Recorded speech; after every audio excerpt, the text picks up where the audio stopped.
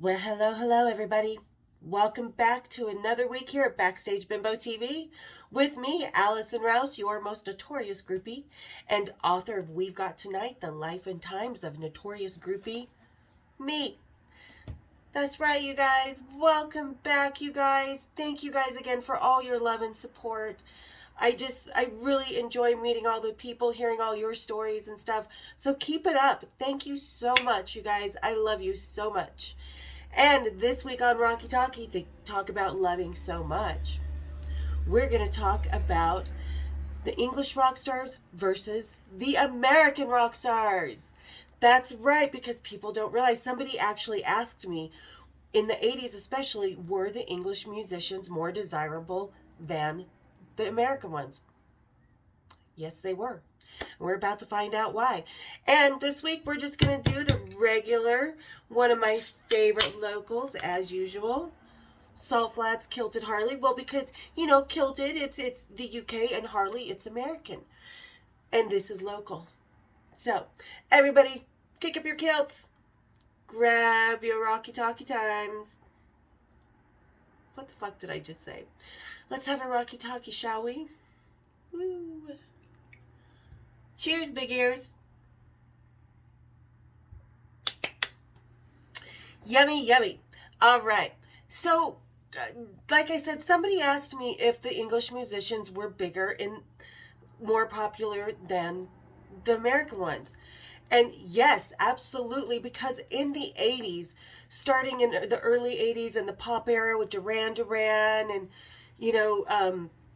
all those pop English bands, Depeche Mode and stuff, we had the second British invasion. It was the second coming of the British, and let me tell you, did those boys come here in America like no other place? Because British men also love their American groupies. Like, they eat us up as much as we eat them up with a spoon. Just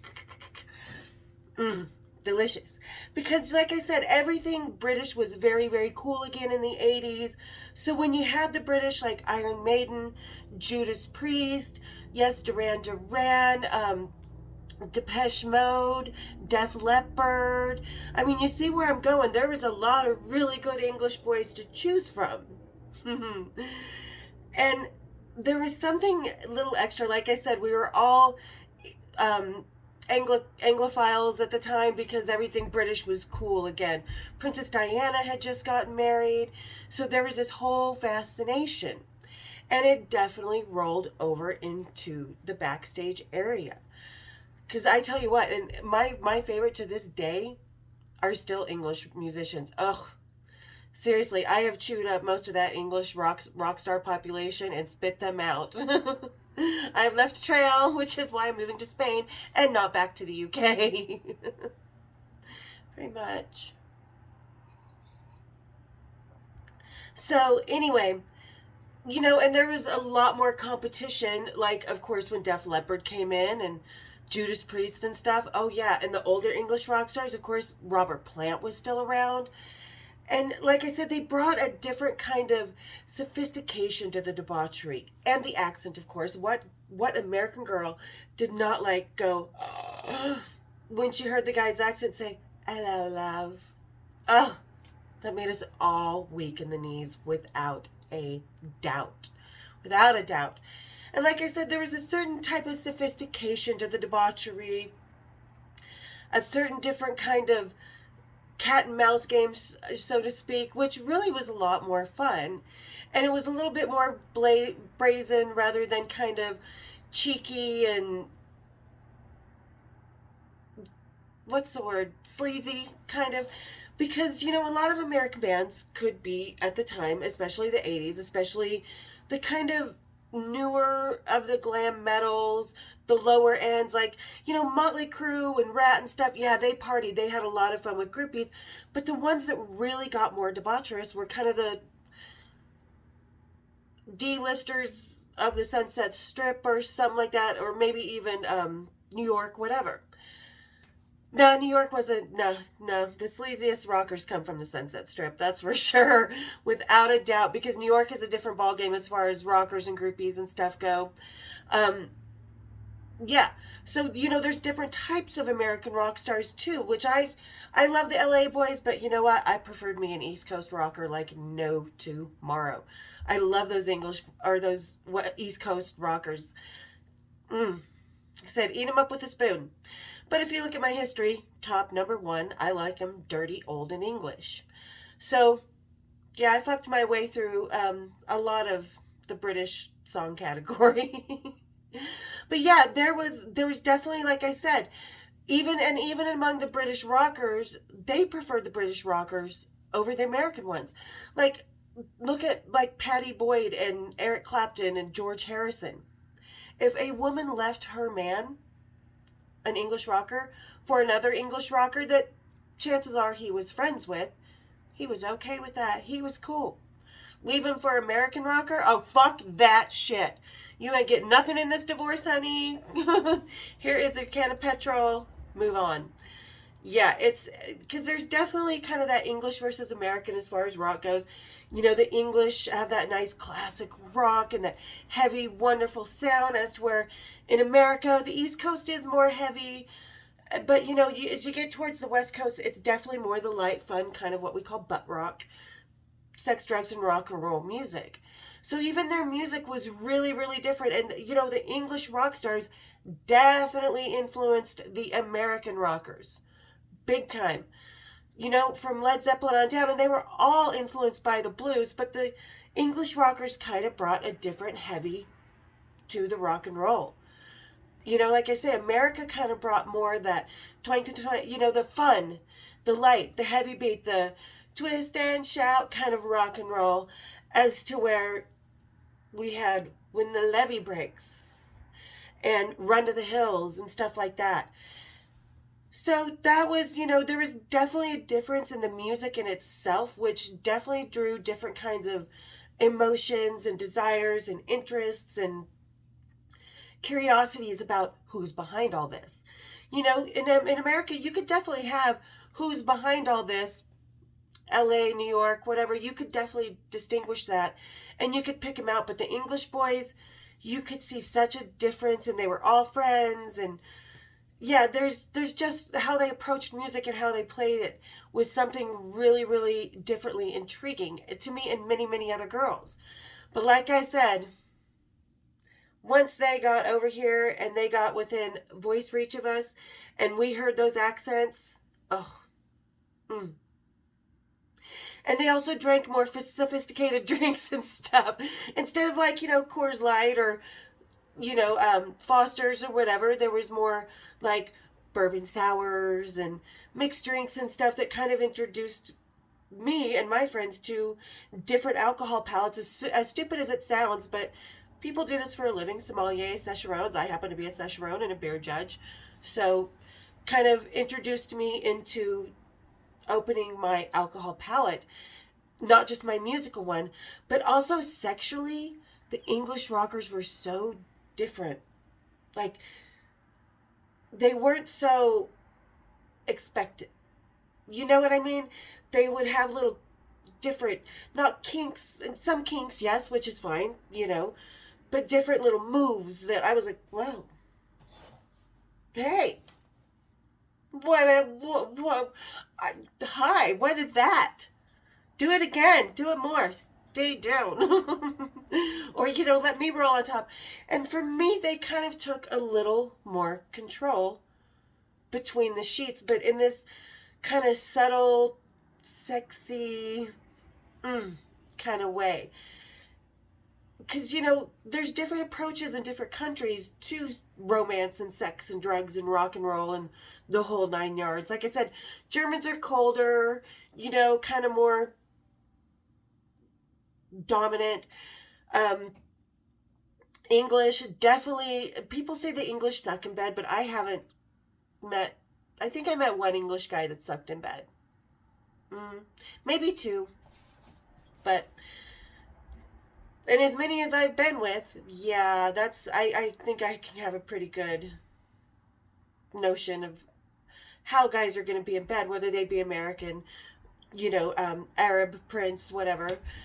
So, that kind of brought a different thing, a different kind of more fun. Like, there was a certain more freedom into being with the English rockers than there was the American one.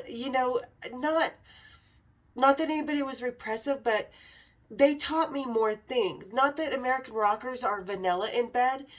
It doesn't matter where you're from. If you're vanilla, you're vanilla.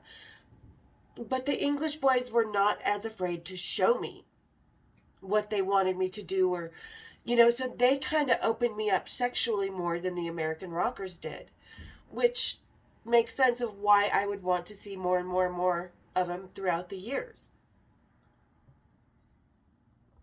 And plus they were a little more cheeky in bed and were easier to not take it so seriously with. The American rockers kind of had a different game of how to get the women in bed, and when you're bonding with them or when you're going out on the road with them, it's a little bit different.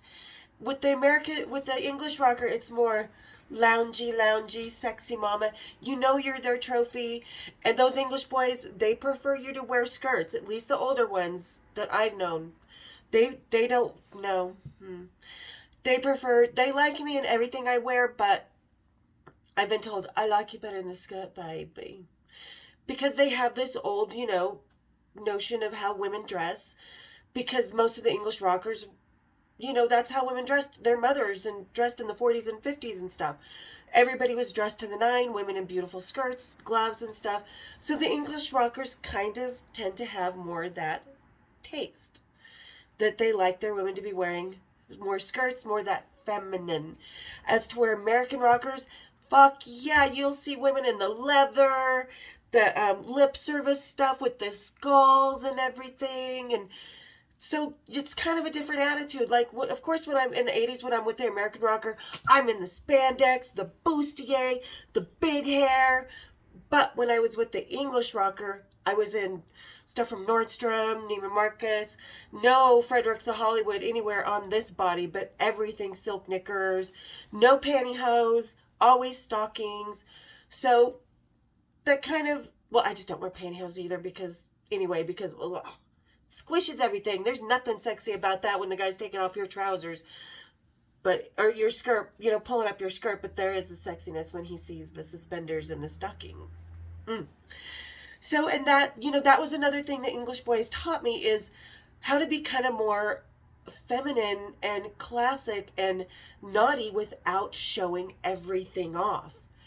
And that was so awesome for me to learn from them, because, in the 80s, yeah, we're all Madonna'd out in bustiers and micro minis that are really just kind of tube tops that we strapped around our asses and stuff, because they really were. And, garters were in the 80s, so that kind of, but yeah, I mean, there's really actually a difference to dating the English rockers than there are the American rockers as well. And for me and several women that I know, the difference between dating the American rocker to the English rocker is a different bit of sophistication. Not that the American rockers are not sophisticated, there's plenty, and they have wonderful taste in art, fashion, food, because they've been all over the world and they've all seen it. But like I said, for me, it was the English boys that really taught me a different type of sophistication amidst all this debauchery and leather and lace. And that my lace didn't always have to show. And for me, like I said, the English boys, I just had much more thrill in bed with them. And not that every English rocker I've been with is boring. Not by any means. We know who the boring ones are because I've talked about it. But for me, yeah, the English rockers definitely had something more. Not just that accent, not just a music that was a little bit more kind of naughty, that not G string, but the chord of G, and there was just something just a little bit more nasty in their music that was just underlying. And quite honestly, they got way more debaucherous underneath their stages than any of the Americans did. Because everybody's like, oh, Motley Crue was wild. Yeah, but they didn't have 20, 30 girls at a time sometimes underneath their stage doing Lord knows what that would make Sodom and Gomorrah blush. like Def Leppard did, or, like Metallica had Tub Tarts, but that was one of the few bands that really had something like that happening that was not English, in my experience. So, yeah, women went way more crazy for the English boys, and they still do. They really still do. I mean, look at the girls hanging on the arms of like Jimmy Page or, Bruce Dickinson or whatever. And the women that are hanging off the arms of the American rockers are absolutely beautiful. They are wonderful women, but they don't get traded in for a younger model by the American rockers either. Because the English rockers, a lot of them do kind of like to trade up in their models, which fine by me. We can all trade up, can't we? Someone thinks they can trade up from you, then you can definitely trade up from them.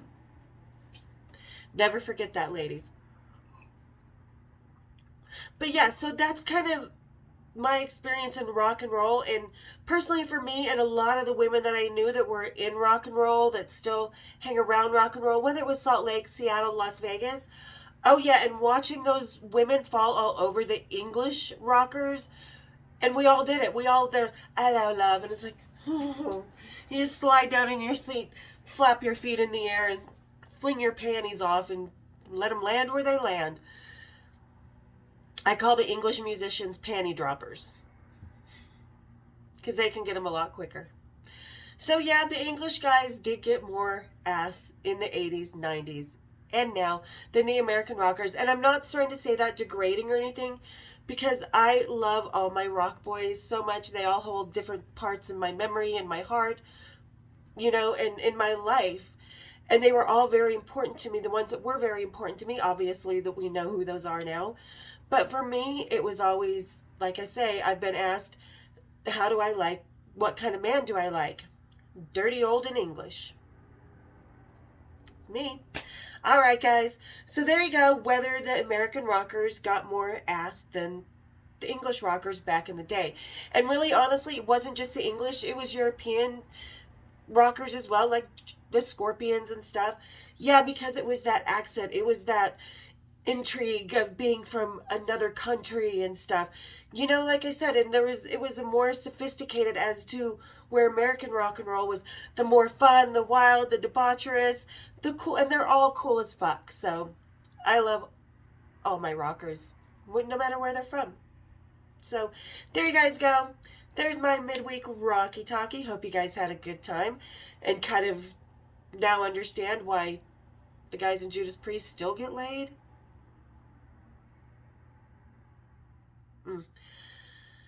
Oh, and Def Leppard too. I mean, I'm sorry. I shouldn't say that because that's not nice.